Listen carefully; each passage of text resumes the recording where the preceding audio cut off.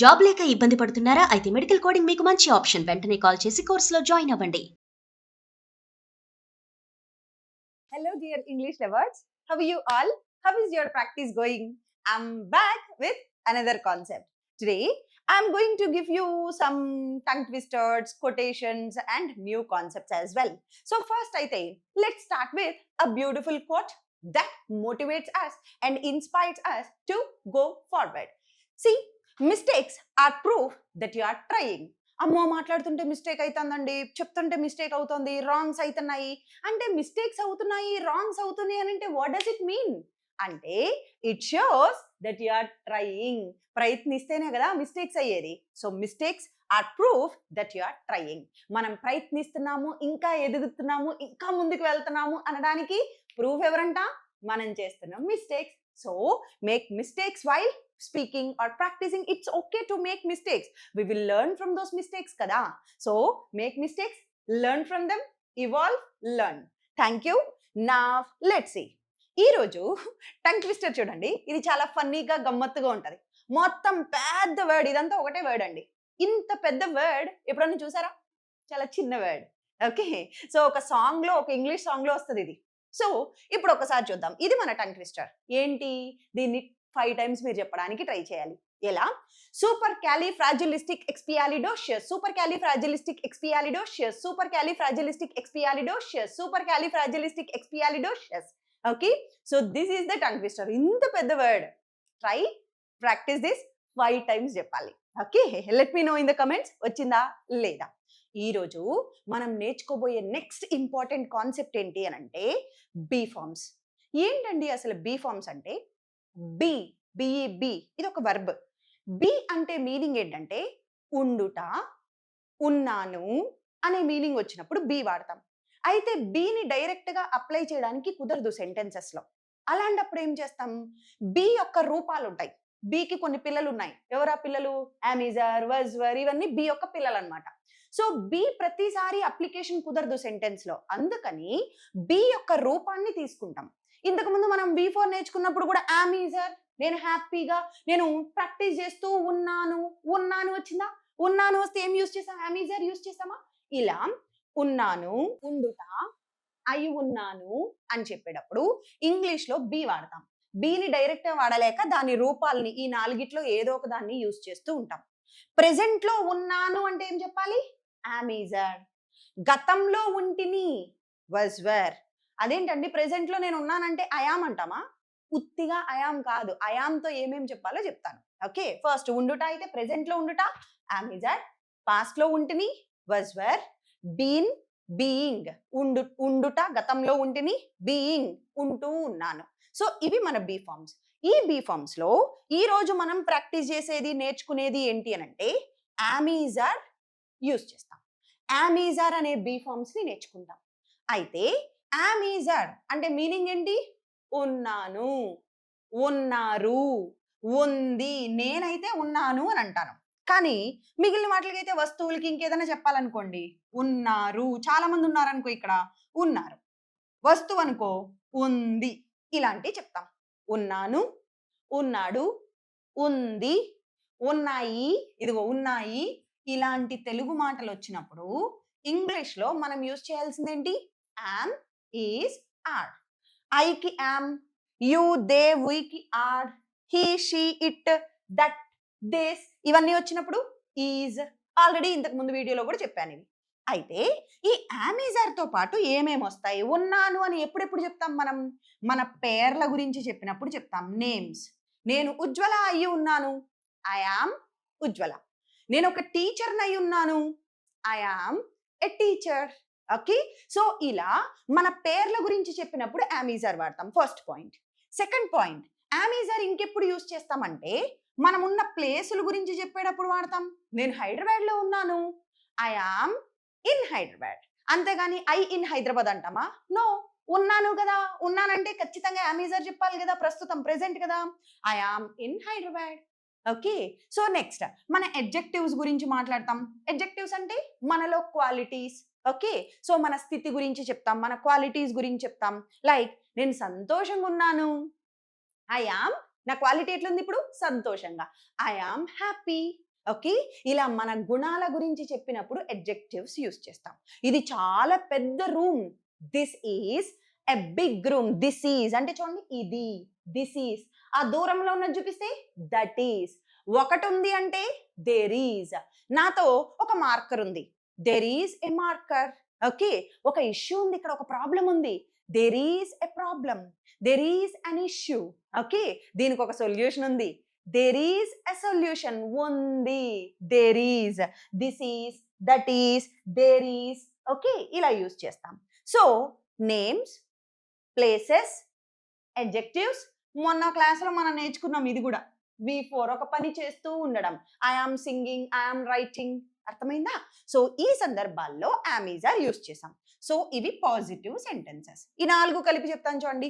I am Ujwala, I am an English trainer, I am in Hyderabad నా, I am happy, I am super excited, I am teaching class. వచ్చాయా 4? So am is are ఇలా use చేస్తాం. మరి ఇప్పుడు negative చూడండి. ఉన్నాను అంటే am is are.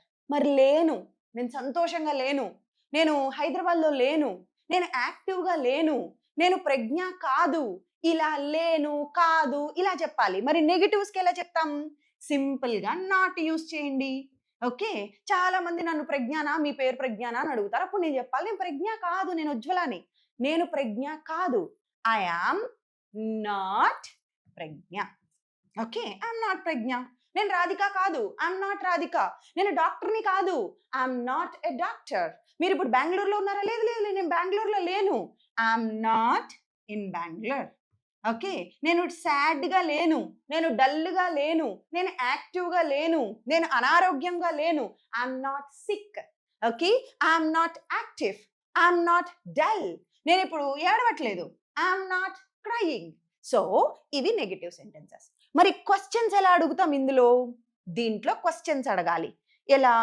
మీరు ఒక టీచరా అని అడగాలి. Are you a teacher? ఇక్కడ మనం నేర్చుకున్నవన్నీ పెట్టండి. నేమ్స్, అడ్జెక్టివ్, ప్లేస్, V4 అన్నీ రావచ్చు. మీరు ఒక టీచరా? Are you a teacher? మీరు హ్యాపీగా ఉన్నారా? Are you happy? మీరు అవైలబుల్గా ఉన్నారా క్లాసెస్ టీచ్ చేయడానికి? Are you available? బిజీగా ఉన్నారా? Are you busy? మీరు ఉజ్వలనా? Are you Ujwala? వాళ్ళ గురించి అడగాలి. Are they? వాళ్ళు క్రికెట్ ప్లేయర్సా? Are they cricket players? వాళ్ళు మీ స్టూడెంట్సా? Are they your students? వాళ్ళు ఇప్పుడు హైదరాబాద్లో ఉన్నారా? Are they in Hyderabad? ఇలా. మరి హీకి షీకి అయితే is he, is she, is she Lalitha, is she Radhika, is he a driver, is he happy? ఇలా యూస్ చేస్తాం పాజిటివ్. మరి నెగిటివ్ క్వశ్చన్స్ అయితే, మీరు హ్యాపీగా లేరా? Aren't you happy? అతను హ్యాపీగా లేడా? Isn't he happy? ఇది మీది కాదా? Isn't it yours? Okay, so ఇవి నెగిటివ్. మరి WH క్వశ్చన్స్ అయితే, మీరేం చేస్తున్నారు? What are you doing? ఎక్కడున్నారు? Where are you now? Okay, ఎప్పుడు వస్తారు? When are you coming? ఎందుకు సాడ్గా ఉన్నారు? Why are you sad? Okay, ఎలా ఉన్నారు? How are you? ఇలా యూజ్ చేస్తాం. అర్థమైంది కదా స్ట్రక్చర్? Am, is, are. ఒక పాయింట్ గుర్తుపెట్టుకోండి. ఒకటి ఉంది అంటే ఏం చెప్పాలి? There is. మా ఇంటి దగ్గర ఒక పార్క్ ఉంది. There is a park near my house.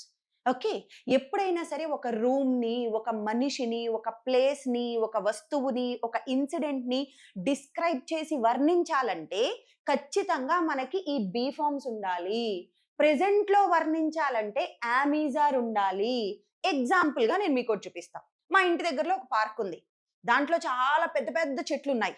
Okay, అప్పుడప్పుడు పువ్వులు చాలా మంచిగా బ్లాసమ్ అవుతాయి. దానికి అవి మంచి షెల్టర్ ఇస్తాయి, షేడ్ ఇస్తాయి అని చెప్పి మా దగ్గరలో ఉన్న పార్క్ని నేను వర్ణించాలా. ఒక వస్తువుని, ఒక మనిషిని, దేనైనా సరేనండి వర్ణించాలి, దాని గురించి ఎక్స్ప్లెయిన్ చేయాలంటే మనకి ఏం స్ట్రక్చర్ ఉండాలి?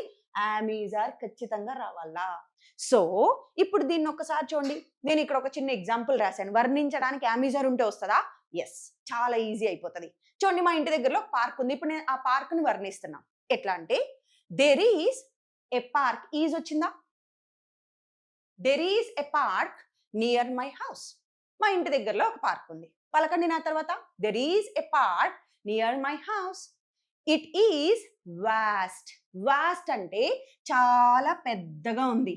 గ్రీన్ చాలా పచ్చగా ఉంది. సెరీన్ చాలా ఆహ్లాదంగా, చాలా అద్భుతమైన place. There is a park. It is vast, green and serene. There are many tall trees. చాలా పెద్ద పెద్ద పొడవైన చెట్లు ఉన్నాయి అక్కడ. They provide shelter and shade. అవి షెల్టర్ ని, షేడ్ ని ప్రొవైడ్ చేస్తున్నాయంట. The flowers bloom in vibrant colours. మంచి మంచి అద్భుతమైన కలర్స్ లో బ్లూమ్ అంటే వికసించడం. ఫ్లవర్స్ బ్లూమ్ అవుతాయంట. The park is a peaceful oasis. Oasis అంటే ఏంటంటే ఒక చిన్న నీటి బుడ్డు. లైక్ ఎలా చెప్తాం, ఇప్పుడు డెజర్ట్స్ ఉంటాయి. డెజర్ట్ లో ఒక చిన్న నీరు ఉబుకుతుంది ఒక దగ్గర. ఆ నీటి చుట్టూ ఆ ప్రాంతంలో సెటిల్మెంట్స్ జరుగుతాయి. దాన్ని ఏమంటాము? ఒయాసిస్ అంటాం. ఓకే, ఒక చిన్న సెలయేరు ఎక్కడ ఉండాలో, ఎడారుల్లో ఉండాలి. దాన్ని ఏమంటాం? ఒయాసిస్ అంటాం. మరి ఇప్పుడు బజ్లింగ్ సిటీ అంటే ఎప్పుడు చూసినా ట్రాఫిక్, గందరగోళం, పొల్యూషన్, వీటితో బజ్లింగ్ కంగారుగా హడావుడిగా ఉండే సిటీలో పార్క్లు అనే ఎలాంటివంట? ఒక చిన్న విశ్రాంతి సేద తీర్చే ఒక చిన్న సెలయేరు లాంటిదంట. ఎవరు? ఒక పార్క్. ఓకే, సో అలా ఎక్స్ప్లెనేషన్ ఇచ్చాం. ఇప్పుడు మొత్తం ఒకసారి ట్రై చేద్దాం. There is a park near my house. It is vast, green and serene. There are many tall trees. They provide shelter and shade. The flowers bloom in vibrant colors. The park is a peaceful oasis in a bustling city. అర్థమైందా? ఇలా ఇప్పుడు మీరేం చేస్తారు? మీరు ఎక్కడ కూర్చొని చూస్తున్నారో ఆ రూమ్ చూడండి. చుట్టూ చూడండి ఒకసారి. మీ రూమ్ కనిపిస్తుంది. This is my living room. This is my bedroom. There is a sofa set on one side and there is a 6x6 cot on the other side. ఇలా okay, the walls are painted in blue color. ఇలా మీరేం చేస్తారంటే మీ room ని వర్ణిస్తూ నాకు comment section లో తెలియచేయండి. ఎంత నేర్చుకున్నారో చూద్దాం. రెండో పని ఏం చేయాలి? దీనిలో నుంచి కొన్ని క్వశ్చన్స్ ఫ్రేమ్ చేయండి. Is there a park near your house? How is that park? Is that park green? అలా మీరు దీంట్లో నుంచి క్వశ్చన్స్ మేక్ చేయడానికి ట్రై చేయండి. This is how you should practise. Thank you so much for being with me. Let's catch up in another video. Take care.